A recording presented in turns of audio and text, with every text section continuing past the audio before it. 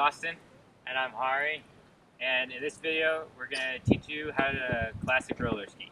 So for beginning double poling on classic skis, first thing you want to know, you're always going to have kick, which means you can't go backwards. So when you're standing or at anything, just keep your weight kind of forward on top of your skis.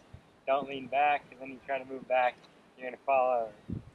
So when you're in your double poling, you want to poles ideally planted straight up and down, or maybe a little bit like this. Don't want the angle going like that. And honestly, you could have them around your wheels, maybe even a little bit in front if you're going pretty fast. Don't plant them back here unless you're going up a steep hill, but just around the wheels. Keep your ankles bent, knees forward, and your back straight. Don't hunch over. Those are the biggest tips. Alright, so the next thing, if you're just getting started with classic roller skiing, is start to integrate some actual striding.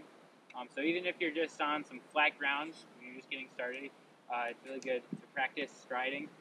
When you're on classic roller skis, you don't have the tracks or anything like that, it's just your feet in line.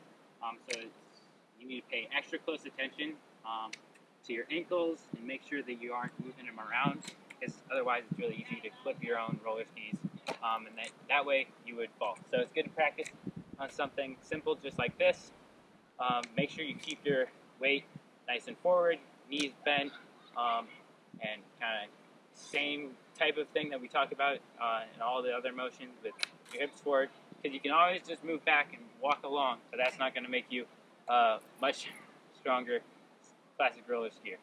Now that you hopefully have some ideas for getting started on your roller skis, we are going to review how you can continue to develop your technique. First, let's talk about endurance double poling. When you think about double poling, the first thing you should concentrate on is the height of your arms. If the terrain is pretty flat or downhill, you can get your hands up higher, almost up to your eyes. Remember to keep your hands shoulder width apart, and when planting the poles, you want them to be just a little bit less than perpendicular to the ground. The pole tips should be planting well in front of your boots, which requires that you get your hips forward. The less your back has to bend, the better. Keep your back straight like you would when you're in the gym lifting, with your knees and ankles flexed. Even just falling on the poles will get you a ton of power. When you're going slow, your heels will probably be staying on the skis, but as you get faster, this will change. Remember to let your eyesight drop as you crunch so that your eyesight is perpendicular to your back. The next technique we are going to review is striding. This tends to be the hardest technique for beginners to use efficiently, but it's extremely important. When we are on snow, what people struggle the most with is getting the weight completely to one side and engaging the kick. Your kick zone is right underneath your toe.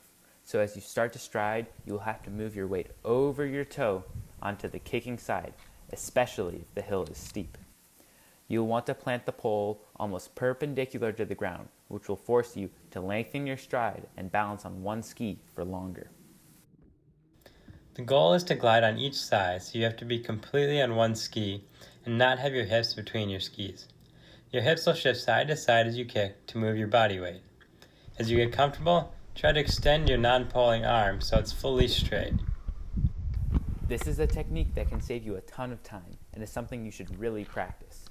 On roller skis, you will always have kick, so remember to use it wisely and really work on your balance.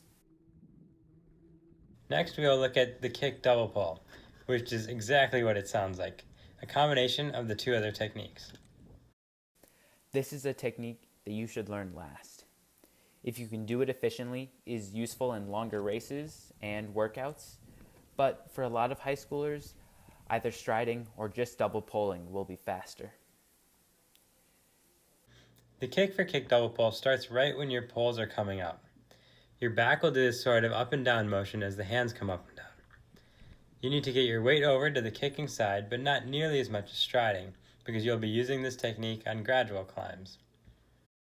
Think about the kick as more of pushing through your toe with your quad rather than pulling with your hamstrings. This is a very nice technique to use on those long skis, but only focus on it after you feel comfortable with both striding and double poling. Finally, let's look at sprint double poling. The movement stays pretty similar to when you're going slow, but the biggest difference is how far forward you're going to get your body weight. Your heels should be coming off of the skis, and if you didn't have poles, you should immediately face plant.